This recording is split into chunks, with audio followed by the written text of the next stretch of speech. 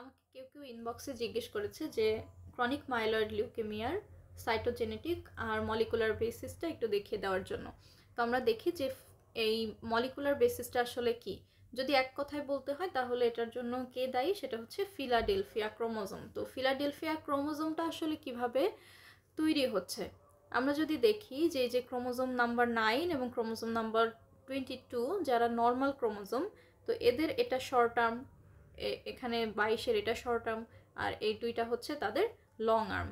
এখন লং আর্মের মধ্য থেকে একটা পোর্শন, এই যে যেখান থেকে আমি মার্ক করেছি যে 22 নম্বর ক্রোমোজোমের লং আর্মে একটা পোর্শন থাকে যেটাকে আমরা BCR বলি, এবং 9 নম্বর ক্রোমোজোমে একটা পোর্শন থাকে যেটাকে আমরা ABL।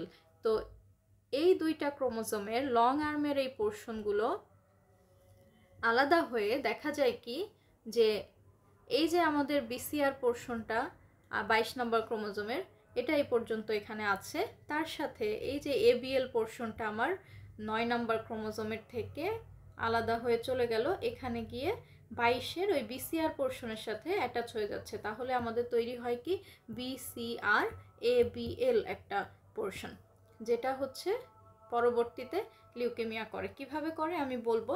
তাহলে এই যে BCR এবং ABL এর যেই একটা জয়নিং হলো, এটাকেই আমরা বলছি আসলে ফিলাডেলফিয়া ক্রোমোজোম। আর এই যে একটা লোকেশন থেকে আরেকটা লোকেশনে চলে গেল, এটাকে আমরা বলতেছি কি ট্রান্সলোকেশন। এই BCR ABL পরবর্তীতে কি করে, এরা আসলে একটা টাইরোসিন কাইনেজ, এই টাইরোসিন কাইনেজ গিয়ে বোন ম্যারোতে আমাদের যে মাইলয়েড সিরিজটাকে অ্যাক্টিভেট করে। মাইলয়েড সিরিজ থেকে তখন বেশি বেশি মাইলোব্লাস্ট আসা শুরু করে। মাইলোব্লাস্ট যখন আসবে, এই মাইলোব্লাস্টগুলা পরিমাণে অনেক হয়, কিন্তু এগুলা হচ্ছে ইম্যাচিওর হয়। ইম্যাচিওর অনেক বেশি মাইলোব্লাস্ট যখন আমরা পাই, তখন সেটাকে আমরা কি বলি, ক্রনিক মাইলয়েড লিউকেমিয়া।